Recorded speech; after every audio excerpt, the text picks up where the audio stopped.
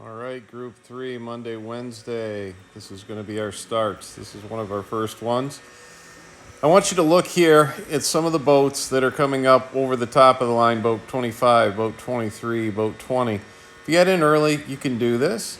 But look how short that line is. Look how far down you guys are getting below the line instead of staying up at the line. I think boat 23 there did come up and punch up, but got quite a few boats below the line. Look at boat 22, how they're just sitting there. The skipper backwinding the main, holding a position. This is an ideal way to sit at the line. Wherever you want to be, if you want to be here at the committee boat, that's fine. We got hull number 5 here that's actually above the line in a really, really bad spot. Not a good way to get out of that.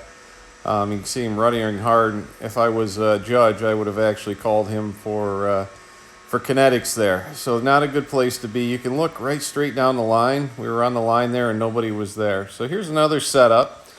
I think we're coming in at about 30 seconds here. I was trying to get in 30 seconds. You see some of the boats coming in under,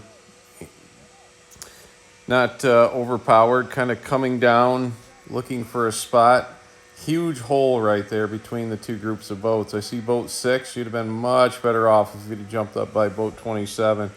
Looks like one of the boats did take advantage of that, came up to the line, and very large hole. Boat 16 is going to try to work their way in there.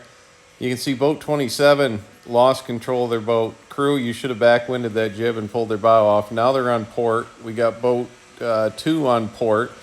You absolutely cannot go through a start line like this on port. You tag somebody there. Several boats went over to port. Crews, it's really important you're part of this. You've got to be able to backwind that jib and pull the bow around. So we got another setup here. Several boats coming in. You can see luffing up. That's good. We got boat 2. I think that's a repeat offender there, dropping below the line. We got some boats coming up. Boat 27, you're in control. Right now, you're in control of all those boats above you. Didn't take advantage of it. You're letting them go. So that bad on you. Boat 25, you're getting set up now. You're in control of all those boats. Looks like you're a little short of the line. Boat 20, you should be trying to get below and push up. It looks like you are trying to push that fleet up.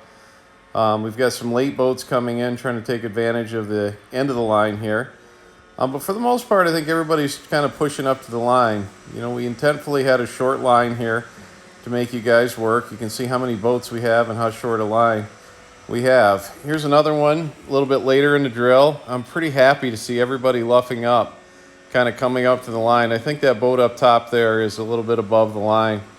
We got a lot of traffic. So if you're coming in like boat 25, trying to sneak your way in there, you're actually barging in. Boat 6, you could have pushed them up and closed the door on them, told them there's no room in there.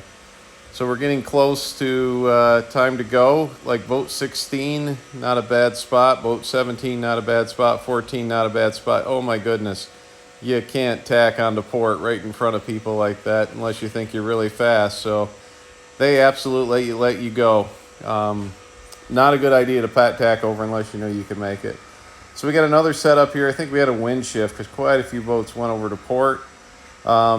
Here, the guy with the yellow helmet, I think that is, or yellow hat. You were on a starboard. You avoided a collision, which is good, but you can't go over to port in a crowded situation like that. Once again, we're pushing up, boat 17.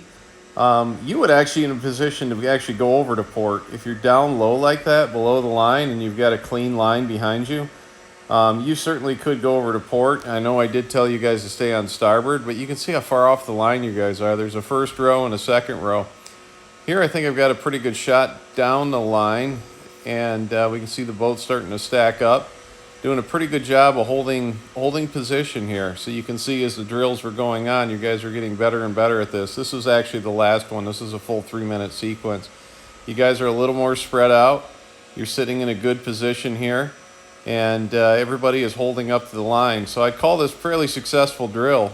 We got some traffic coming down the line here, but boat 2, I'm not sure if that was quite a start yet. Looks like you might have been over a little early.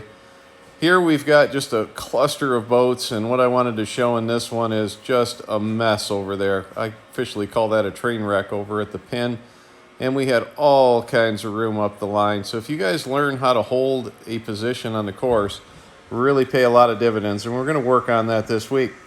See you on the water Monday.